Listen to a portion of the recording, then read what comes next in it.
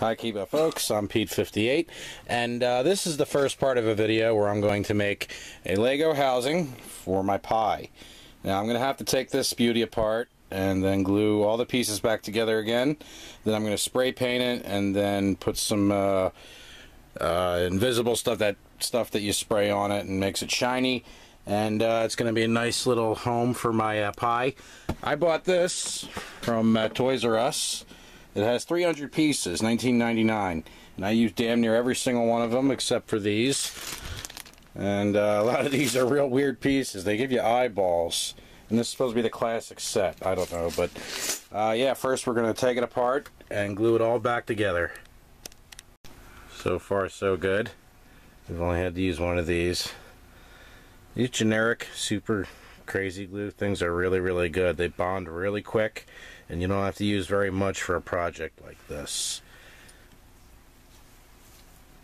And you know, once again, I'd like to complain about Lego's basic pack. What is this shit? Look at this. Look at all these fucking eyes they give you. Who the fuck needs 4 sets of eyes but only one, like, long piece? It just pisses me off. Alright. Okay, and it's finished. It's all glued together, as you can see.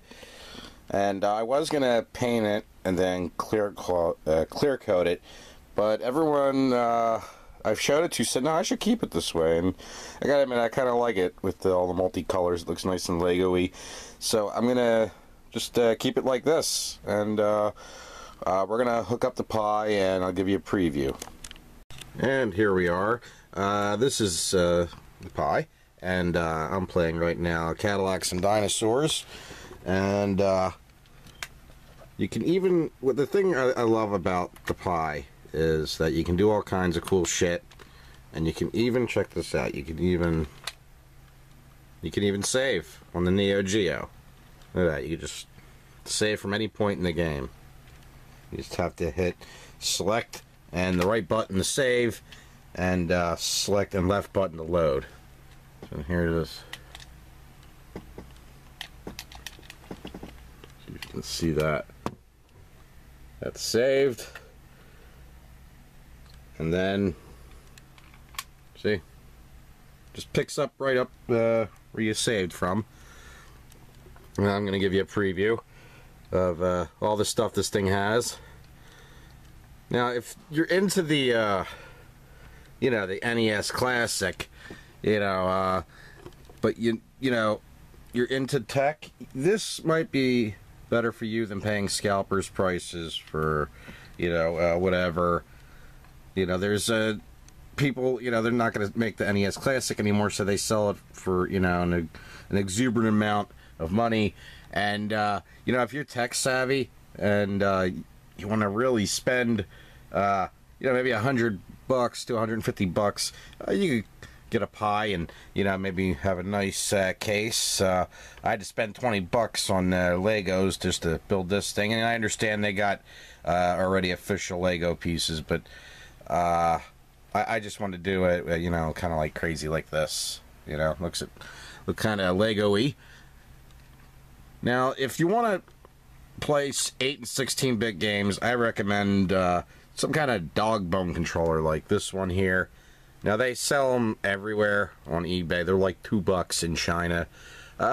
Don't go too cheap on it. You know, you want something that's got reasonably, you know, good, you know, good button, you know, feedback, and, you know, they're not too sticky. You know, I want them good grip on everything, you know. See, there's just something about that I don't like. So don't get the cheap ones. They're like $2, $3. You know, spend like at least 10. Now, for those of you who don't know, yes, you can play other games, you know, or other systems like the Sega Mega Drive, the NES, obviously. There's the Neo Geo, the N64. I got the Master System, MAME, Game Boy Color. See, I got basically everything you could want from, you know, if you're like an 80s kid or a 90s kid. You know, there's Atari and the Super Nintendo, you know, and regular Nintendo and all that.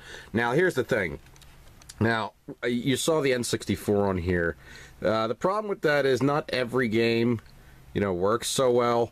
I played Super Mario Kart 64, and it played pretty good. It wasn't like laggy or anything. However, Super Mario World, there is instances of lag there. So Mario 64, that's not probably a game you want to try on here. They just haven't quite gotten there yet. Maybe with the latest Raspberry Pi.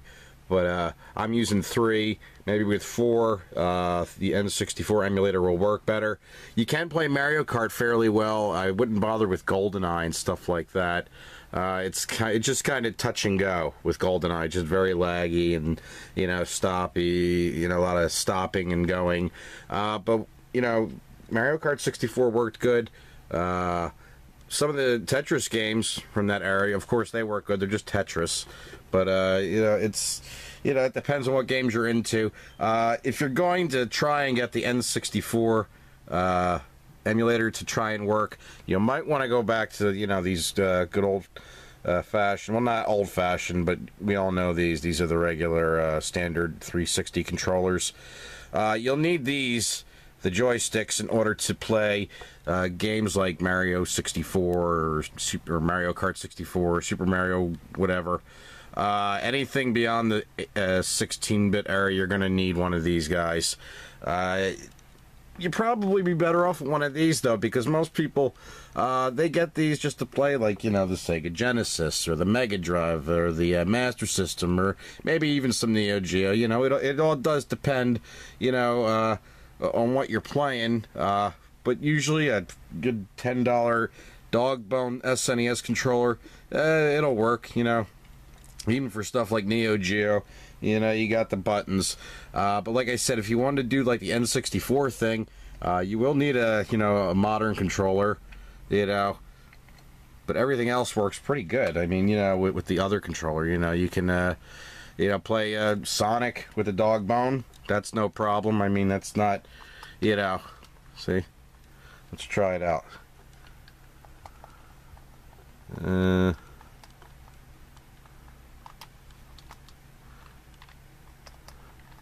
I got all kinds of games. You can get ROMs. Just Google it, and you'll be able to find it. It's not the hardest thing in the world to get. Simple Google search. I'm not going to tell you how. But yeah, with these controllers, if you ever wanted to play, Sonic with a dog bone, this is probably a good way to do it. So I'm sure you could do it with the other stuff. Like the Retron 5 or 4 or 3, whatever the fuck. But I got. But I mean, you can say it works.